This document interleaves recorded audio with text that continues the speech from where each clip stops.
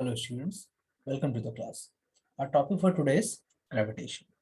As we have already learned in the previous classes that gravitation is the force of attraction. We know that Earth exerts this gravitation on objects such that it keeps bind to its surface. Okay, so this is what we have learned. In this session, we are actually going to expand our knowledge about gravitation. So what is gravitation? Okay, so gravitation is the force of attraction, which we have learned, and this force of attraction is the force of attraction between two objects in the universe. See, in the entire universe, the objects keep attracting each other. So this force is applicable there. So the force which is responsible for the attraction of objects towards each other is called the force of gravitation, or generally gravitation. Example could be the attraction of objects by the earth. Okay, so moving forward, this force of gravitation, okay, we are going to learn this part in the later section, which is our universal law of gravitation. But let us discuss it in a brief way. So see, this force is proportional to the product of masses. Suppose there are two objects, object A and object B. They have masses m1 and m2. A is attracting B, B is attracting A. This force is directly proportional to the product of masses. That's why they are in the numerator part. This force is directly proportional to product of masses m1 and m2, and inversely proportional to the square of distance between them. Suppose this distance is r, so it is inversely proportional to the square of distance between them. And when we remove this sign of proportionality, we use a gravitation constant g. So these all we are going to discuss in the later part. So for now, we can see the formula. F is equals to g times m1 into m2 by r square, where g is the gravitation constant. m1 and m2 are the masses of the objects which are attracting, and r is the radius of the, or you can say the distance between the objects which are attracting each other. So r could be the distance between A and B. Okay, the formula comes to be g times m1 m2 by r square. Okay, moving on, this force of attraction is independent of medium, which is very clear because this force is applicable in the entire universe, and we know outside Earth what we have a space, we have no material medium. Then also the objects in the universe keep attracting each other, as we have seen in the first definition, that the force of attraction, gravitation is the force of attraction between two objects in the universe. So in the entire universe, this force is applicable, and we know that outside Earth it is a space, but this force is applicable. That means it does not require a material medium or a medium. That is why in the third point we can see it is independent of the medium. Okay, see, in the fourth point we can see the example. The example is attraction of Earth and Moon. Okay, Earth and Moon are two celestial objects in the universe, and they keep attracting each other. Okay, the attraction between sun and planet. That is why all planets revolve around the sun. So these are the examples of the gravitation. Okay, so moving forward to our next slide. See, now the second term which comes is gravity. Lots of students are still confused between gravitation and gravity. Are they same? Are they different? Are they relatable or not? See, gravitation is the force which is applicable in the entire universe through which objects keep attracting each other. Whereas gravity, it is a natural force that pull object towards the center of Earth. So it is the intrinsic property of Earth, you can say, that it actually is the property of a planet through which it attracts object towards itself, whereas gravitation is the force which is applicable in the entire universe. We can move forward and see in the second point. It keeps the moon orbiting. Earth actually pulls the very property of the gravitational pull, that is gravity, the basic property, or you can say the characteristic property of Earth through which it pulls the object towards itself is gravity. That's why it keeps the moon orbiting. That's why moon is continuously orbiting the Earth like a satellite. Okay, the third reason is, on the third point we can say that it holds stars together. Gravity is the reason. That's why all the stars are held together. Okay, we can further assume that the same reason for the galaxies. Galaxies may also be attracting each other through the through their intrinsic force of gravitation, that is gravity. And the foremost reason is it prevents the atmosphere. See, every planet has a discrete atmosphere. Earth has an atmosphere which is suitable for human beings, or which is suitable for the sustenance of life.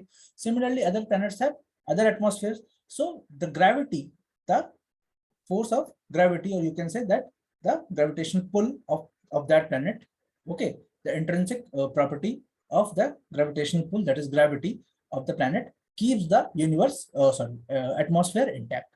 Okay, so these are the reasons why gravity is the intrinsic property of the planet. So gravitation is applicable in the entire universe, whereas gravity is the characteristic property of Earth or other planets, through which they keep attracting the other objects, okay, towards its center.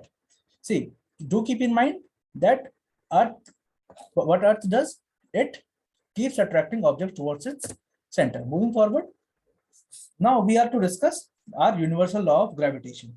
Okay, the second point in our first slide, where we discussed that in a brief way. Now we are going to expand that. See, what is the universal law of gravitation?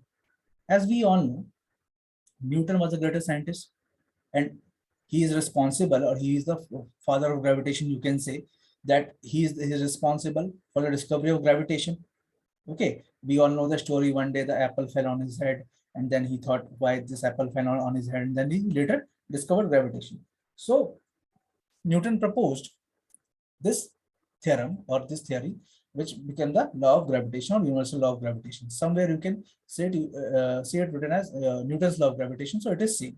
So this law actually states that every object in the universe attracts each other. We have already learned, and this became the definition. So basically that definition came from here only, that every object in the universe attracts each other, okay, or every other object, with a force which is directly proportional to the product of the masses. So basically Newton stated that the force of gravitation is that all the objects in the universe, suppose there are two objects M1 and M2, okay, so they keep attracting each other. M1 is attracting M2 and M2 is attracting M1. So this force is directly proportional to the product of the masses. The masses are M1 and M2. So they are directly proportional, and inversely proportional to the square of distance between them. Suppose the distance between M1 and M2 object, suppose this object is A and B. A has mass M1 and B has mass M2. So the distance between A and B is D. So he said that it is inversely proportional to the square of distance. So inversely proportional, that is 1 upon what it is inversely proportional to? The square of distance. Distance is D and its square. So the formula comes to be F proportional to M1 M2, that is force is directly proportional to the product of masses and inversely proportional to the square of distance between them. So this force comes up to be F proportional to, if we combine it, M1 M2 over D square. Okay, if we remove this sign of proportionality, whenever we remove sign of proportionality, we have to multiply the RHS part, okay, with a constant. So here we are using the gravitational constant G.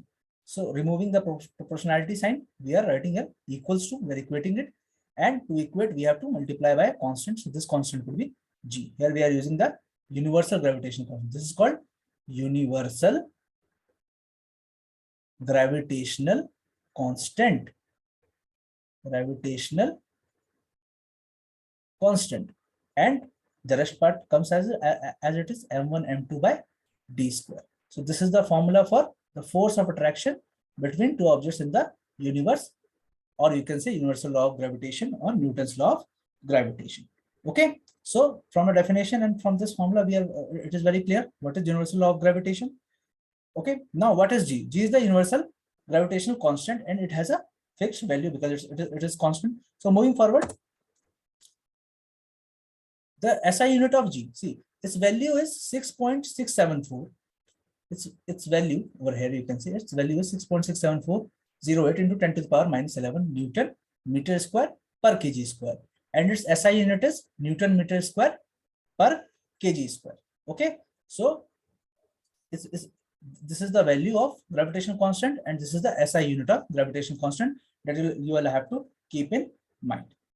Okay, so moving forward, see the strength of gravitational attraction. See, we have learned that there's a attraction, there is a force which attracts object towards each other, and that force is gravitational force or the gravitational attraction. So how bigger or larger or how smaller the gravitational attraction is, it basically depends on two factors. Number first is how big the objects are, and from big we mean how much large or smaller the masses of the objects which are attracting to each other are. Suppose there are two objects, object A and object B. So A is attracting B and B is attracting A. Suppose A has a larger mass. Suppose it has a mass 5 kg. Let us imagine. And B has a mass 2 kg. In both situations, A will attract B and B will attract A. Okay. No matter whose mass is lesser and whose mass is greater. But the force of attraction, okay, of A will be larger. So it is very clear the force of attraction with the force of gravity, or you can say the gravitational force of attraction or gravitational pull is larger for the larger mass. That is, the object which will have the larger mass will attract will exert more gravitational pull, okay, in comparison to the object having lesser mass. Okay. The second thing is how apart they are. If the very clear that if the objects are quite, you know, quite near, if the objects are quite near, if the distance, or you can say separation between them is small, then if the separation is small, in that case gravitational pull is higher. If the separation or the distance between two objects is small, if separation is small, gravitational forces, gravitational pull or force is larger. Or if the separation is larger, then gravitational force will be weaker. It is very clear. If the objects are kept quite far away, then the force of or you can say that the gravitational force will be lesser. Okay. And if the objects are kept quite close, in that case, the gravitational pull will be more. So the two basic factors over which the gravitational attraction depends are how big or how much large the masses of the objects are, and how apart they are kept. Okay, I hope this is very clear to you. Now, moving upon our next part, let us see. So the next part is free fall. From the very definition, it is clear that something which is freely falling. Okay, so the definition says that free fall is any motion of a body where gravity is the only force acting upon it. Suppose a body is falling towards the surface of Earth without any external force, and in that case only the gravitational pull of Earth is working, and the object is falling towards the Earth with the force of gravity, and the acceleration causes acceleration due to gravity, that is g. If the object is falling towards the Earth without any external force, and the only force responsible is the Earth's gravity, and the acceleration causes acceleration due to gravity, that is g, then the object is said to be in the state of free fall. If I drop this pen, then I can say that this pen is freely falling because I have not put any external force over it. So it is very clear, any object which is falling towards Earth, okay, or towards the surface of the Earth without any external force, the only force is the Earth's gravity, and the acceleration is acceleration due to gravity, that is g. Then we can say the object is freely falling, or you can say it is the case of free fall. As you can see in the figure as well, that you can say a picture of a paraglider. So what he is doing, before he actually bails out his parachute, he actually is flying to a certain level. After that, he will bail out, because while paragliding, you cannot actually bail out in the very first moment. So you will, what you have to do, you have to actually jump to a certain height, and after that, you will a particular training is given, and after that height, you will have to actually bail out. So till then, the paraglider, okay, what he is doing, he is falling under the action of gravity, or acceleration due to gravity is working over it, as gravity is pulling it towards its center, and this is the case of free fall. Okay, here the acceleration due to gravity is g. Do keep in mind, when an object is going upwards, suppose this is Earth's surface, if the object is going upwards, then the acceleration due to gravity is negative, g will be negative. If the object is coming towards the surface of the earth, it is actually falling towards the surface of the earth, then acceleration due to gravity is positive. Okay, so do keep this thing in mind. Now let us calculate the value of g. What is the value of g? In general, we know that g is equal to 9.8 meter per second square. This value is 9.8, and meter per second square is its SI unit, because g is the acceleration due to gravity. It is the acceleration due to gravity, and SI unit of acceleration is meter per second square. Hence, the SI unit of g will also be meter per second square.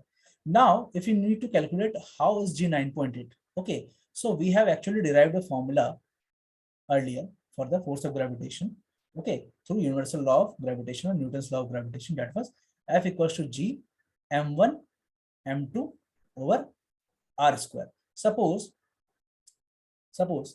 an object is falling towards the surface of earth. This object A is falling towards the surface of earth. Suppose its mass is m and mass of earth is, let us suppose it is m suffix e. Okay, it is falling towards the surface of earth. So what is happening here? When it is falling towards the surface of earth, then we have mass of earth. Me is the mass of earth. Mass of earth, and we need to actually keep in mind this value, that the mass of earth is around 5.97, okay, into 10 to the power 24 kg. And the radius of earth, it is normally around 6400 kilometers. Okay, these are the values that we need to keep in mind, and you guys must also write that the radius of earth is 6400 kilometer approximately, and the mass of earth is approximately 5.97 into 10 to the power 24 kg. Now we know from the definition what is force. F is a force, na? The force is equals to mass into acceleration, and here the acceleration caused in this body is acceleration due to gravity. And since it is coming downwards, and I have already told you, when the object is approaching earth, then the acceleration due to gravity is positive. So acceleration is plus g. So here we will be using F equals to m into a, and a is g, so F will be mg. So putting mg over here, so let me derive this one for you. You guys can write this out. I am just erasing this part, so I'll have more space to write. One moment. Okay, so F is equals to mg. This is very clear. F equals to ma, and here acceleration is acceleration due to gravity acting upon a. So in this equation number 1, let me put the value of F. F is equals to mg equals to g times m1 m2 by r square. So m1 is the mass of this object, m1 is m, that is mass of a, and m2, let us assume m2 be mass of earth. So it will be m into me, that is mass of earth, divided by r square. See, this m and this m will be cancelled out, and we need to find the value of g. So putting all these values, now we know the values, we know the values. So value of gravitation constant. What is the value of gravitation constant? We have already discussed. It is approximately equal to 6.674 into 10 to the power minus 11. This is the value of gravitation constant. So putting this value over here, 6.674 into 10 to the power minus 11. Okay, minus 11. I'm moving this part to get much space, into 10 to the power 24 into mass of earth. What is mass of earth? We have already written here, 5.97 into 10 to the power 24. Here there's a mistake. It is not 10 to the power 24. 6.674 10 to the power minus 11 is the gravitation constant. Then mass of earth is what is mass of earth? 5.97 approximately into 10 to the power 24, and this is divided by the square of radius. So the radius of earth is 6400 kilometers approximately.